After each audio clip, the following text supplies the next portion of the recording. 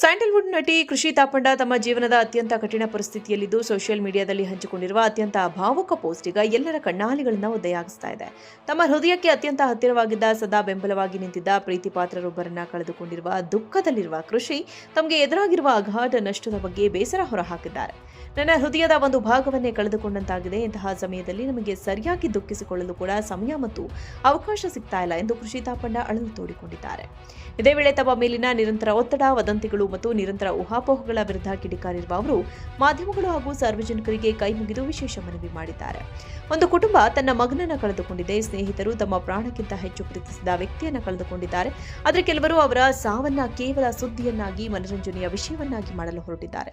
ನಮ್ಮ ಪರಿಸ್ಥಿತಿಯನ್ನು ಅರ್ಥ ಮಾಡಿಕೊಳ್ಳಿ. ಅನಗತ್ಯ ಪ್ರಶ್ನೆಗಳು ಮತ್ತು ವದಂತಿಗಳು ಬದುಕಿರುವವರ ಮಾನಸಿಕ ಆರೋಗ್ಯದ ಮೇಲೆ ಗಂಭೀರ ಪರಿಣಾಮ ಬೀರುತ್ತವೆ.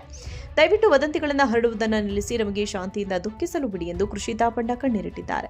ಕಷ್ಟದಲ್ಲಿ ತಮಗೆ ಪ್ರಾರ್ಥಿಸಿದ ಮತ್ತು ಪ್ರೀತಿಯ ಸಂದೇಶ ಕಳುಹಿಸಿದ ಎಲ್ಲರಿಗೂ ಅವರು ಧನ್ಯವಾದವನ್ನು ಅರ್ಪಿಸಿದ್ದಾರೆ.